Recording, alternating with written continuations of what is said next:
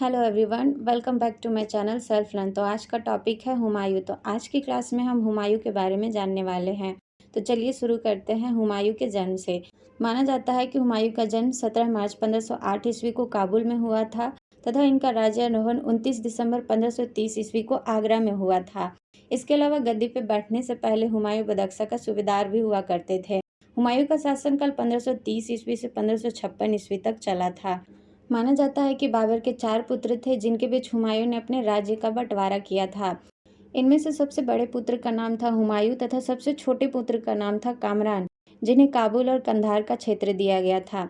इन सब के अलावा अस्करी को संभल का क्षेत्र, हिंदाल को अलवर और मेवाड़ की भी जागीरें दी गई थी। इनके अलावा चचेरे भाई सुलेमान मिर्जा को बदख्शा का क्षेत्र दिया गया था। माना जाता है कि हुमायूं ने 1533 ईस्वी में दीन पनाह नामक नगर की स्थापना की थी तथा दिल्ली के पुराने किले का भी निर्माण करवाया था। अब हम हुमायूं द्वारा लड़े गए कुछ प्रमुख युद्धों के बारे में जानेंगे।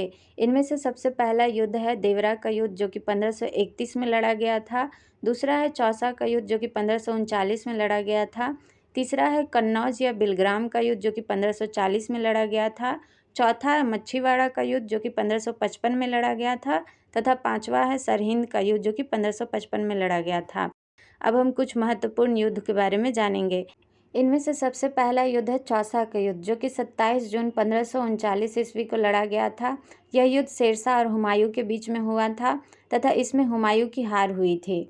माना जाता है कि इसी युद्ध के बाद शेर खां ने शेरशाह की उपाधि धारण की थी। दूसरा युद्ध है कन्नौज या बिलग्राम का युद्ध। यह 7 मई 1540 ईस्वी को शेरशाह और हुमायूं के बीच में हुआ था।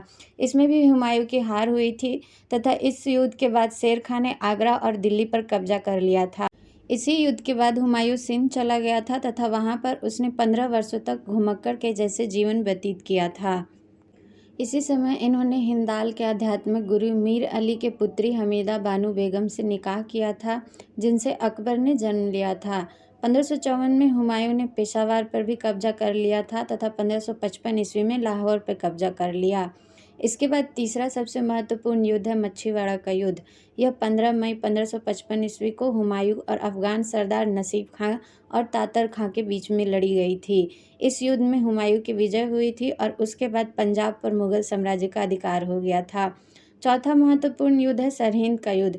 यह 22 जून 1555 ईस्वी को मुगल और अफगान सेना के बीच में हुई थी तथा इस युद्ध में हुमायूं का सेनापति बैरम खां तथा अफगानों का नेतृत्व सिकंदर सूर कर रहा था।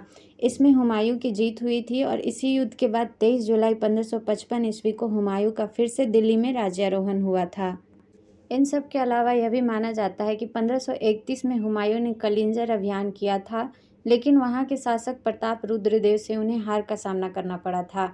हुमायूं की मृत्यु 1556 ईस्वी में हुई थी तथा माना जाता है कि इनकी मृत्यु दीन पनाह भवन में स्थित पुस्तकालय की सीढ़ियों से गिर जाने के कारण हुई थी।